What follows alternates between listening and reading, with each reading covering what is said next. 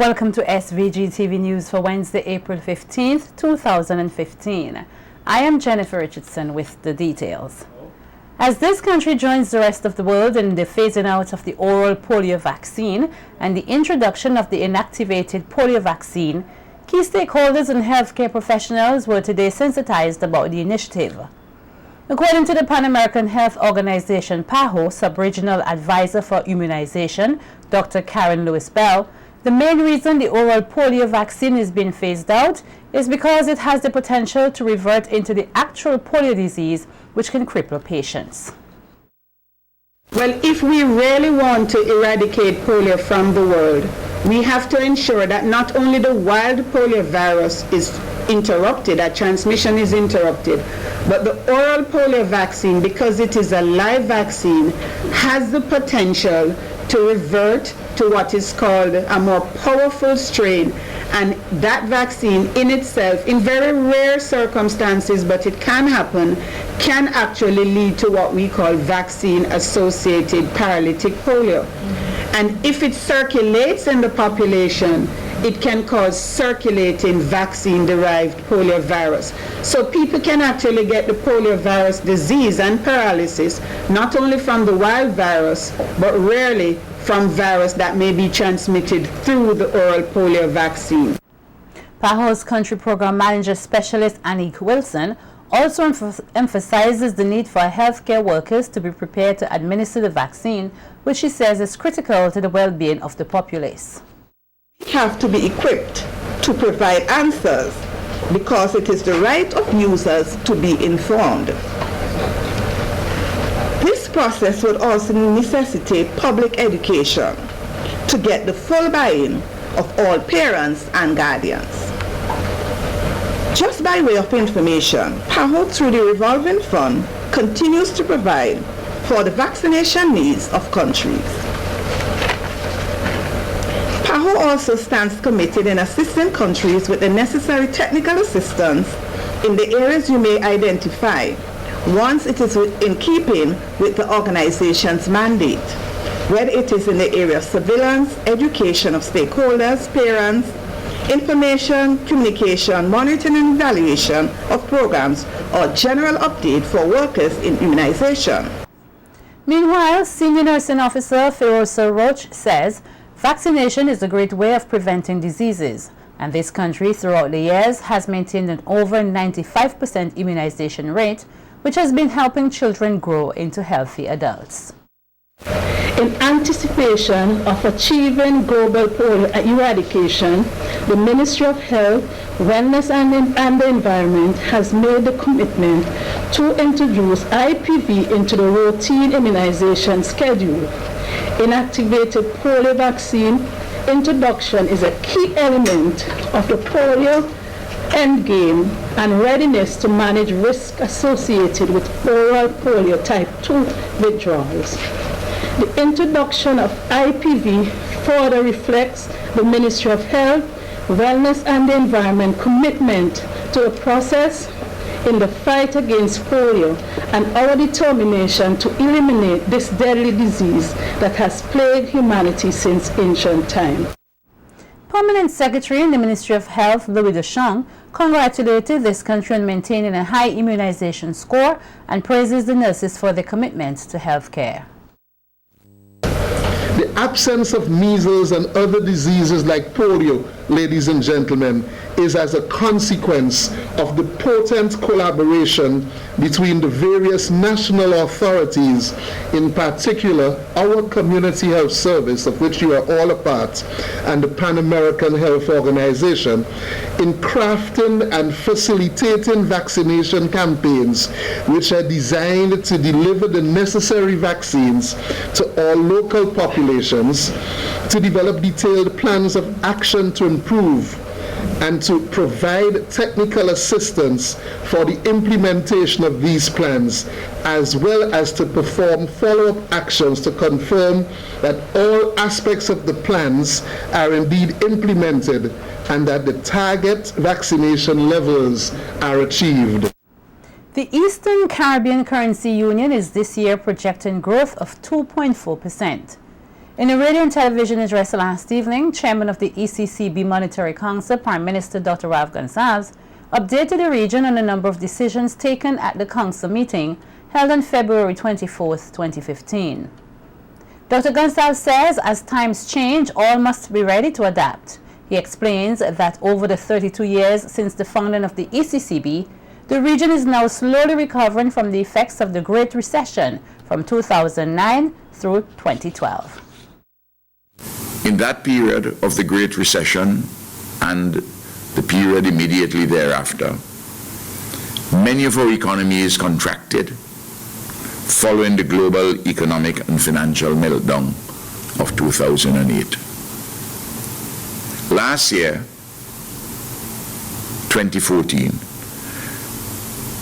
the currency union averaged 1.3% growth, up from 1.1% in 2013. This year, 2015, we project growth of 2.4%. So we're moving in the right direction, though we need to do better.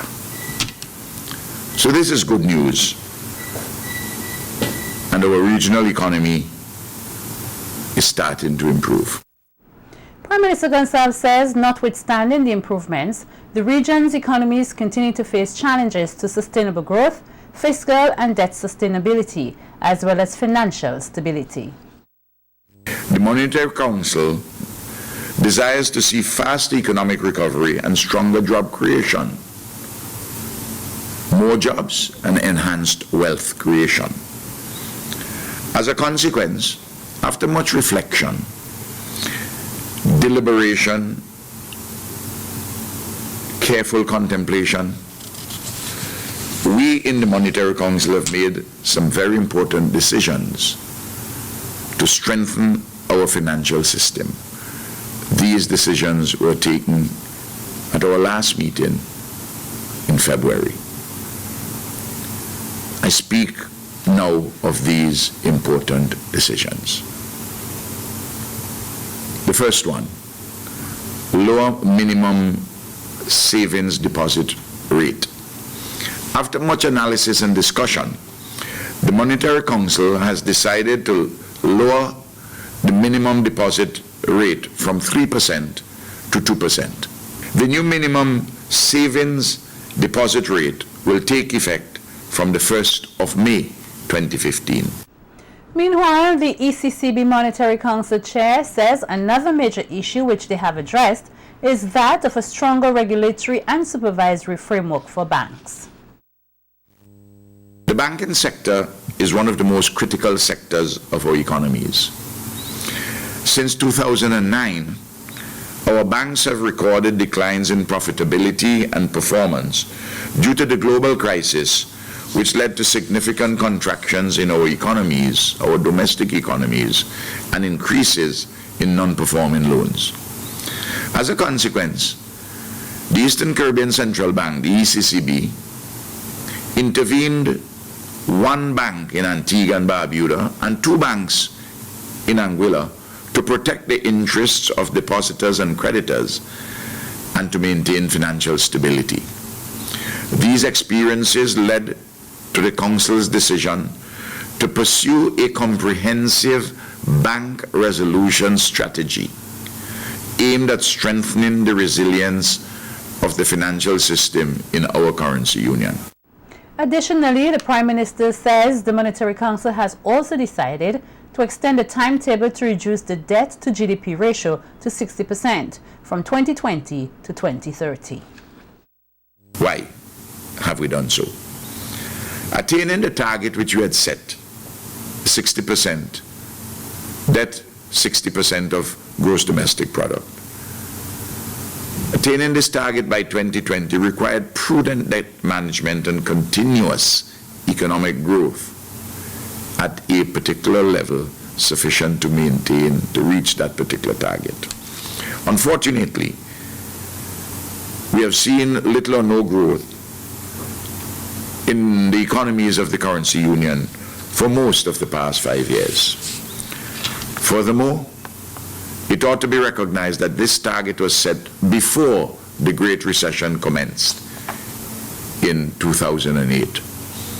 Since then, the Eurozone has extended its own timetable to reflect its current reality of little or no growth. That is to say, the timetable of debt to GDP, the target for that timetable. The Eastern Caribbean Currency Union too must adapt to its current reality. As a consequence, the Council has decided to extend the target to 2030. Dr. Gonsalves concluded his presentation to the region by reassuring all depositors that their deposits are protected and measures are continuously taken to ensure a stronger regional banking sector. Dr. Gonsalves adds that the Monetary Council is resolved to do whatever is necessary to improve the economic fortunes of the currency union. The Inter-American Institute for Cooperation on Agriculture, IICA, on Tuesday, April 12th, conducted an accountability seminar in which the annual report for 2014 for St. Vincent and the Grenadines was presented. This seminar was held at the National Insurance Services Training Room, where technical specialist for IICA, Michael Dalton, in his presentation, explained that reporting is an important facet of the institutional requirement for the organization to be accountable to the national authorities, the public, and the private sector stakeholders. The accountability seminar provides an opportunity not only for us to report, but also to receive feedback on our actions. This in turn allows us to make adjustments which may improve our efficiency and effectiveness in the countries. The opportunity is also afforded to outline our work plan for the upcoming year. So essentially, a forum is created for dialogue and interchange between us and our partners and stakeholders. Minister of Agriculture Saboto Caesar said the people and the government of SVG are eternally grateful to IICA for its continued support towards the development of the agriculture industry. I want to take this opportunity to congratulate my brother Dalton for doing an excellent work over the period, and I want to encourage him to continue in that vein, himself and his staff, because we have a bigger picture that we have to always keep our focus on, which is the development and advancement of St. Vincent and the Grenadines and our people. I would also like you to convey to the headquarters that the Ministry of Agriculture and the Government of St. Vincent and the Grenadines, we are eternally grateful for your efforts and for the working relationship that we continue to foster. And it is definitely flourishing, and our farmers can attest to the fact that it is bringing significant benefits to their families and to the country. Meanwhile, Permanent Secretary in the Ministry of Agriculture, Raymond Ryan, described the seminar as a good practice that should be emulated by other institutions. Ryan also spoke of the long-standing relationship between the Ministry of Agriculture and IICA. The Ministry of Agriculture has been working collaboratively with IICA for many years, and the joint efforts have contributed significantly to the development of the agricultural sector. This collaboration will serve to address the constraining institutional deficiencies affecting the public sector institutions, primarily the Ministry of Agriculture, providing technical services to the commodity systems. It will also foster the development of commodity organizations for targeted non-traditional commodity systems. The collaboration will also promote the participation of small farm operations, including youth and women, in emerging commodity markets.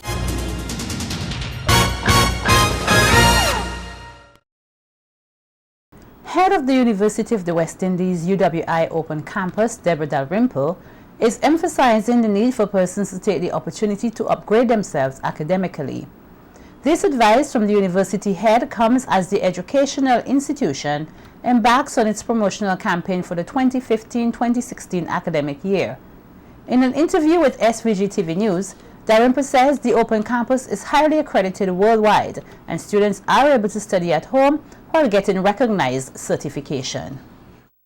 As the country progresses, you want to make sure that your people are trained to take advantage of whatever opportunities are there. You want your people trained so that our country can grow. So most of the times, we, over the past, we'd have probably gone to O levels, to A levels, and there was a time when having a bachelor's degree was like the greatest thing. That was the epitome of what you wanted to do. Now in our world today, you have to kind of just keep going, and a lot more people having master's degrees, doctorate degrees, and so on. So clearly, we need to be able to offer our people the opportunity to at least go beyond the secondary level. And now the University of the West Indies has offered online programs through the Open Campus. It means that you can stay at home, be with your family, continue in your job, and work on. Outlining the new course areas of study at the undergraduate level, such as political science, psychology, sociology, and management studies in tourism and hospitality, marketing assistant Ronnie Daniel says that research is conducted to ensure that the courses are applicable to each country's needs. Daniel says that there are also master's degrees in management studies and educational leadership, as well as doctorate programs. Heading towards leadership in the education, whether at school, principal level, or in the ministry itself. We have a Doctor of Education in Educational Leadership and Management, particularly specializing in higher education and schools and school systems. So those are two exciting doctoral programs that we will have from the new academic year. So the university has a process of doing the research to find out what the basic needs are of these islands, of its constituents. So that the university would have done its groundwork, its research to find out what the needs are. And these are some of the programs that they have come up with based on feedback from the business community and more so from the governments of the region. The Intermediate High School earlier today held a career fair aimed at equipping the students with the proper knowledge and a good understanding of the requirements of the various careers available on the job market. Speaking at the opening ceremony of the event, principal of the school, Bernadette Slater-Peters, says that the activity is aimed at motivating the 5th form students to excel in their exams. She says the school also hopes to expose and enlighten the 3rd and 4th formers to what is expected in the job world and the work that needs to be done at this stage. This activity today is an opportunity for our students to meet prospective employers in an informal setting and learn more about job opportunities offered by companies, government agencies, and non-profit organizations. Also, you may get an insight into how to become an entrepreneur. You have representatives from colleges, and all these persons can provide the most updated information so that you can have opportunities to be more informed so that you can make informed choices. And the Senior Education Officer with responsibility for career guidance and education, Kathleen Jeffers, says she's very pleased with that the school recognizes the importance of career development and is providing an avenue for the students to facilitate the process. Teachers can provide you with information and skill that can help to empower you and to build your confidence, to teach you skills so that you can develop and gain more knowledge and to develop values that are going to help you to be a better person. But you can receive all of that. But it's what you do, your students do with this information that is going to make the difference. Students, the Ministry of Education has provided you and continues to provide you with tools, equipment, and resources for your development. We are cognizant of the challenges that you have before you, But we want you also to understand that the demand is out there for you, your skills, and career development is not only when you finish school that you get there, but also during your lifetime. As a matter of fact, your career development starts from the cradle. Jeffers further urges the students to work hard and to never be afraid to ask the correct questions pertaining to their desired careers, and to be grateful for the effort and time invested in them. To ask for information from the experts. They have the information. They were experiencing the field that you have an interest in. And get all that you can in order to help you to make informed choices and decisions. You are provided with a staff, a management team that facilitates process in your career development. I want you to appreciate that and to show some respect in terms of what is being done for you as a school. The 16 junior customs officers currently involved in a 10-week promotion course have been told that the confidence and knowledge they acquire are of paramount importance to the effective functioning of the Customs and Excise Department. Controller of the Customs and Excise Department, Granville John, says his management team has recognized that capacity building is an important driver and sustainer in a modern professional customs department. Training both formal, like this 10-week course, and on-the-job training is aimed at making you more skillful professional, and to increase your confidence in the performance of your duties. You spend years developing your intellect, your value to the Customs and Excise Department, and by extension to the state of St. Vincent and the Grenadines, would be measured by the way you utilize the training delivered. John told the junior customs officers that the course marks an important juncture in their careers and encouraged them to see themselves as the face of the department. I think that it is important, to give you some guidance. And I wanted to use the word further orientation, because it is very important.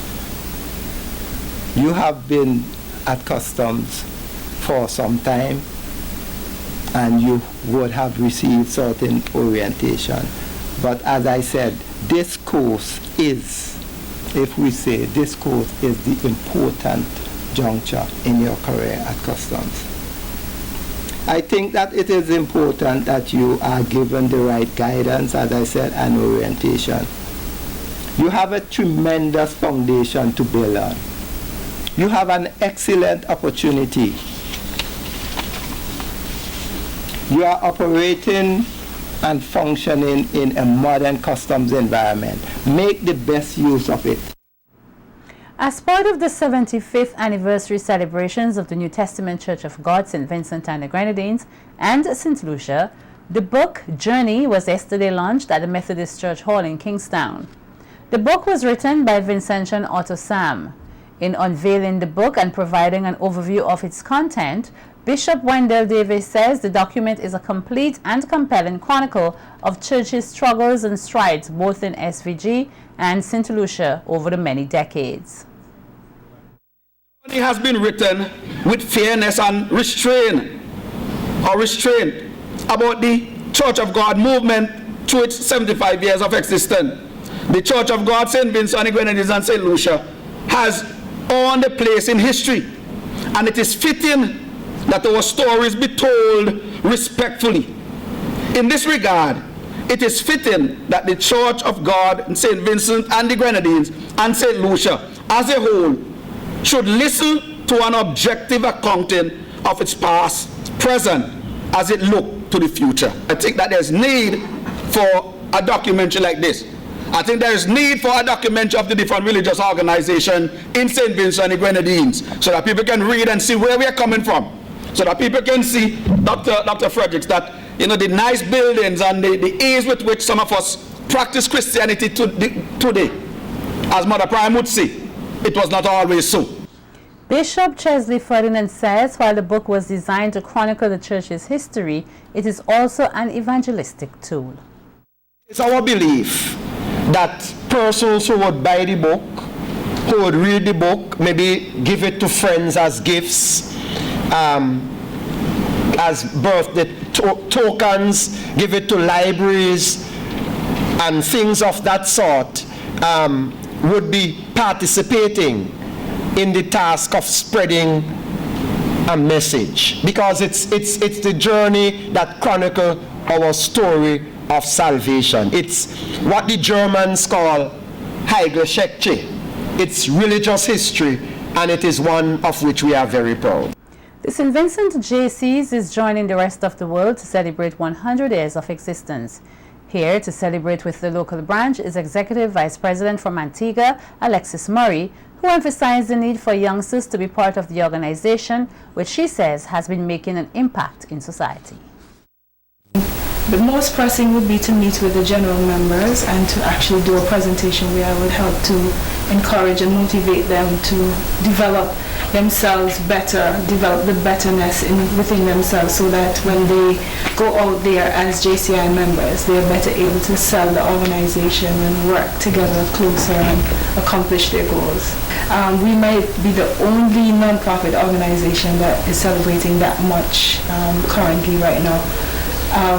It's very, very important that persons know that we have been active citizens, which is our mission, is to help to develop us into becoming active citizens, and that we've been around for this long and we've been creating impact in our society and community.